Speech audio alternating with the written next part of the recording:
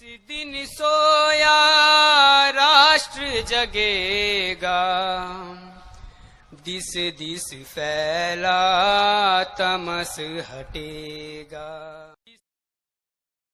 नमस्कार, मैं डॉक्टर शिवा त्रिपाठी सरस बस्ती उत्तर प्रदेश से इस मातृभूमि सेवा संस्थान के YouTube चैनल पर आप सभी का स्वागत, वंदन एवं अभिनंदन करती हूँ।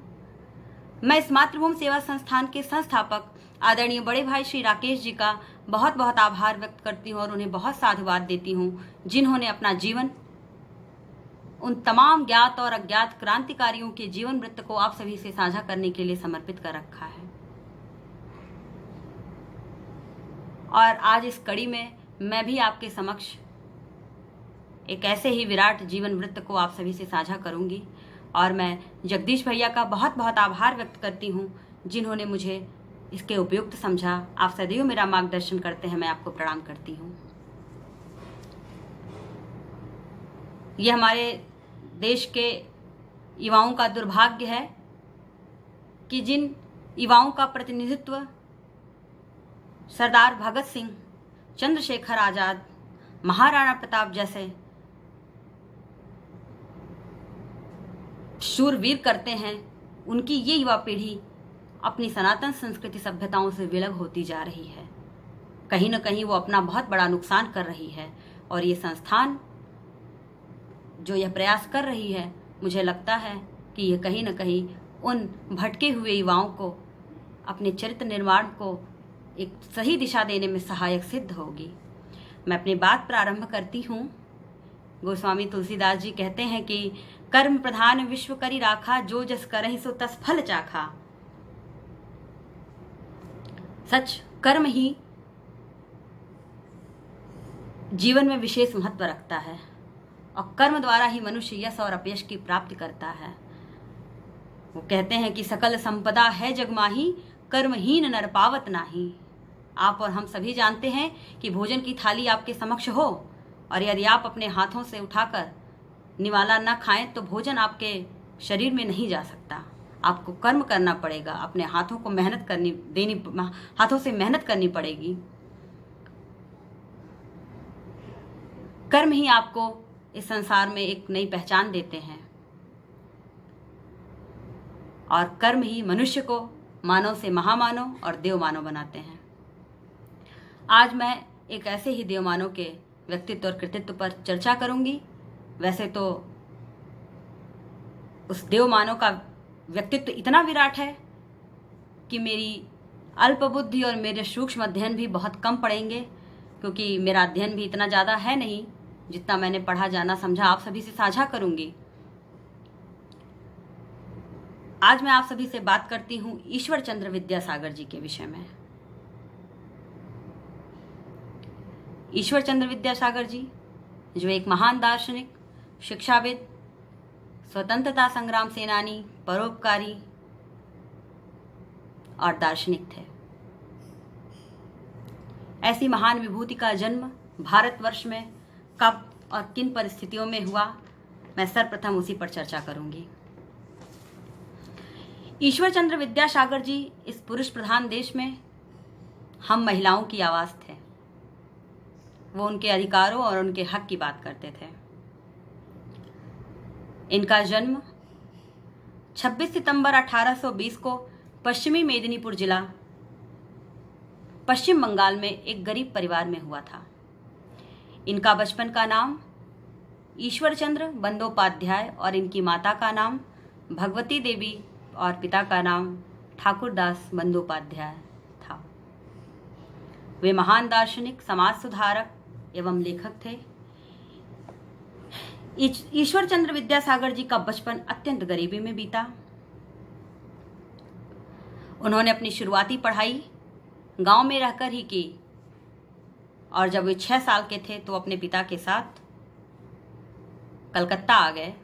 उत्कृष्ट शैक्षिक प्रदर्शन के कारण उन्हें विभिन्न संस्थानों द्वारा बहुत सी छात्रवृत्तियां मिली और अब उच्च कोटि के विद्वता के कारण ही उन्हें विद्यासागर की उपाधि मिली और जिससे उनका नाम बाद में चलकर ईश्वर चंद्र विद्यासागर पड़ गया। पुरुष प्रधान समाज में ईश्वर चंद्र विद्यासागर ऐसे व्यक्ति थे जो महिलाओं और लड़कियों के अधिकारों की बात करते थे, या हम यूं कह सकते हैं कि वो महिलाओं के अधिकारों की ही बात उठाते थे समाज में, और कहीं ना कहीं महिलाओं से संबंधित कई ऐसी कुरीतियां थीं जिसका उन्होंने इस समाज से आमूलचूल परिवर्तन किया है। अपने समाज सुधार योगदान में ईश्वर चंद्र विद्यासागर जी ने देशी भाषा और लड़कियों की शिक्षा के लिए स्कूलों की एक श्रृंखला के साथ ही कलकत्ता में मेट्रोपॉलिटन कॉलेज की स्थापना की थी। उन्होंने स्कूलों को चलाने में आने वाले खर्च का सारा वहन स्वयं उठाया, और मुझे बात बताते हुए बड़ा गर्व होता है कि उन्होंने इसका वहन किस प्रकार, उन्होंने इसका खर्चा कैसे उठाया कि वो अपनी बंगाली में लिखी हुई पुस्तक, जिन्होंने विशेष रूप से स्कूली बच्चों के लिए लिखा था, उसकी बिक्री से जो फंड प्राप्त हुआ उसी से ही उन्होंने इसका खर्चा वहन किया। हम छोटी सी बात या हम छोटी सी योजना बनाते हैं और हम बहुत सारी सहयोग की अपेक्षा कर लेते हैं दूसरों से, और कहीं ना कहीं यही कारण होता है कि वो योजनाएं हमारी मूर्त रूप नहीं ले पाती हैं। तो इससे हमें एक सीख मिलती है कि आप कोई भी कार्य करिए,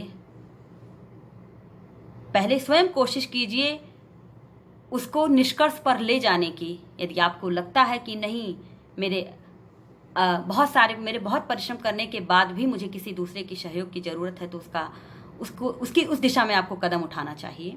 ये मुझे सीख मिलती है ईश्वर चंद्र विद्यासागर जी के इस घटनाक्रम से। अब बात करते हैं विधवा पुनर्विवाह कानून की। विधवा महिलाओं के लिए मसीहा बनकर आए थे ईश्वर चंद्र विद्यासागर जी। ईश्वर चंद्र विद्यासागर जी ने तमाम कोशिशें लगातार की, जिससे विधवा पुनर्विवाह कानून पारित हो सका। क्योंकि आपको बताते चलें कि उस समय विधवा स्त्रियों की स्थिति इतनी सुखद नहीं थी जितना कि आज है, और उन्होंने विधवा पुनर्विवाह के लिए लोकमत तैयार किया। उन्हीं के प्रयासों से साल 1856 में विधवा पुनर्विवाह कानून पारित हो सका। ईश्वर चंद्र विद्यासागर जी ने इसे अपने जीवन की सबसे बड़ी उपलब्धि मानी थी, और सच मानिए यह ईश्वर चंद्र जी की स्वयं की व्यक्तिगत उपलब्धि न होकर इस पूरे समाज के लिए एक ऐतिहासिक क्षण था, जिसका लाभ आज भी हम सब उठा रहे हैं। जब हम किसी व्यवस्था परिवर्तन की बात करते हैं तो हमें स्वयं एक उदाहरण देना होता है। हम कोई चीज़, किसी व्यवस्था परिवर्तन की बात को अपने मन में लाते हैं तो शुरुआत हमें खुद ही करनी पड़ती है, और इसका जीता जागता उदाहरण ईश्वर चंद्र विद्यासागर जी थे। उन्होंने वो पहले ऐसे पिता रहे होंगे जिन्होंने अपने इकलौते पुत्र का विवाह एक विधवा स्त्री से किया। उन्होंने बहुपत्नी प्रथा, सती प्रथा, बाल विवाह जैसी कुरीतियों पर जीवन भर संघर्ष किया, या यूं कह सकते हैं उन्होंने अपना यह जीवन इन कुरीतियों को मिटाने में ही समाप्त कर दिया। अपनी सहनशीलता, सादगी एवं देशभक्ति के लिए प्रसिद्ध एक शिक्षा शास्त्री के रूप में ईश्वर चंद्र विद्यासागर जी का निधन 29 जुलाई 1891 को कोलकाता में हो गया। और सच मानिए यह भारतवर्ष के लिए कभी न पूर्ण होने वाली एक अपूर्णीय क्षति थी। रविन्द्रनाथ टैगोर जी ने विद्यासागर जी की मृत्यु पर लिखा है कि आश्चर्य करने वाली बात है कि भगवान ने 4 करोड़ बंगाली बनाए, लेकिन इंसान एक ही बनाया। वास्तव में इंसान ही नहीं, विद्यासागर जी एक देव मानव थे। ऐसे महान पुण्यात्मा को शत शत वंदन करते हुए हम मातृभूमि सेवा संस्थान की तरफ से उन्हें भावभीनी श्रद्धांजलि अर्पित करते हैं। चलते चलते एक ऐसा प्रसंग जो निश्चित तौर पर हमारी भावी पीढ़ी के लिए प्रेरणादायी होगी, आप सभी से साझा करती हूँ, सुनिएगा। बंगाल के एक छोटे से स्टेशन पर रेलगाड़ी आकर रुकती है गाड़ी में से एक आधुनिक नौजवान लड़का उतरा। लड़के के पास एक छोटा सा संदूक था। स्टेशन पर उतरते ही लड़के ने कुली को आवाज लगाई। वह स्टेशन छोटा था, कुली की कोई व्यवस्था नहीं थी। वो स्टेशन के चारों तरफ नजर दौड़ाता है पर उसे कहीं कोई कुली नहीं मिलता है। स्टेशन पर कुली ना देखकर लड़का घबरा जाता है, परेशान हो जाता है और इतने में लड़के के पास से एक अधेड़ उम्र का आदमी धोती कुर्ता पहने गुजरता है। लड़के ने उसे ही कुली समझा और उसे सामान उठाने के लिए कहा।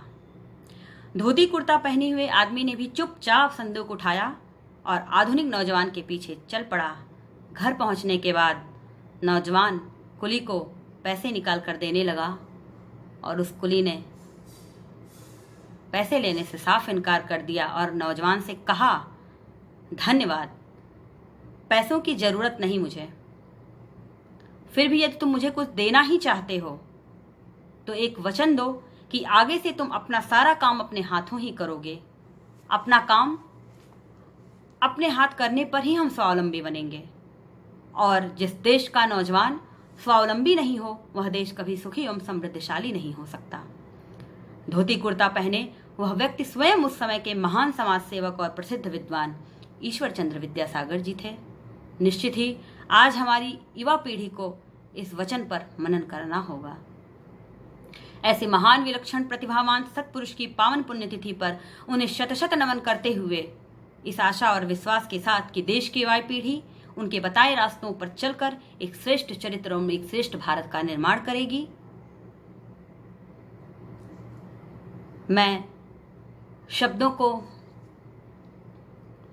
जोड़ने का कार्य करती हूँ। उस कवि धर्म को निभाते हुए यहाँ एक 4 पंक्तियां प्रस्तुत करके अपनी वाणी को विराम देना चाहूंगी कि सत्य पथ पर सदा आप चलते रहें, सत्य पथ पर सदा आप चलते रहें, दुख मिले भी अगर तो भी हंसते रहें, दुख मिले भी अगर तो भी हंसते रहें, और मुश्किलों से कभी हार मत मानिए, मुश्किलों से कभी हार मत मानिए, आप धारा बने और बहते रहें, आप धारा बने और बहते रहें, सत्य पथ पर सदा आप चलते रहें।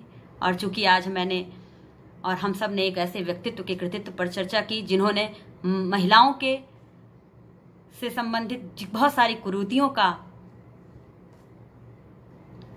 नाश किया, तो एक नारी शक्ति को समर्पित एक रचना सुनिएगा कि स्वाभिमान देश का बचाने हेतु एक नारी, तन मन धन सब भारती पे वारती, कि स्वाभिमान देश का बचाने हेतु एक नारी, तन मन धन सब भारती पे वारती, और तीर और कमान शस्त्र हाथ में सजाए हुए द्रोहियों की टोलियों को पल में ही मारती, कालिका कराल बनी हाथ में कटार लिए शत्रुओं के मध्य जाके उन्हें ललकारती, और झांसी वाली रानी की कहानी याद करके तो भारती भी वीरता की आरती उतारती, कि झांसी वाली रानी की कहानी याद करके तो भारती भी वीरता की आरती उतारती। इसी कविता के माध्यम से मैं अपनी वाणी को विराम देना चाहूंगी कि एक बार पुनः मातृभूमि सेवा संस्थान के सभी प्रत्यक्ष एवं अप्रत्यक्ष जो भी इस संस्थान को, इस संगठन को अपना योगदान, अपना समय दे रहे हैं, मैं उन सभी के प्रति सादर कृतज्ञ हूँ। और एक बार पुनः इस मातृभूमि सेवा संस्थान की तरफ से विराट व्यक्तित्व ईश्वर चंद्र विद्यासागर जी के इस पुण्यतिथि पर उनकी पावन स्मृतियों को नमन करते हुए अपनी वाणी को विराम देती हूँ, श्रद्धांजलि अर्पित करते हुए उनको अपनी वाणी को विराम देती हूँ। और एक बार मेरे साथ आप सभी कहिए कि भारत माता की जय, भारत माता की जय, भारत माता की जय। जय हिंद, वंदे मातरम।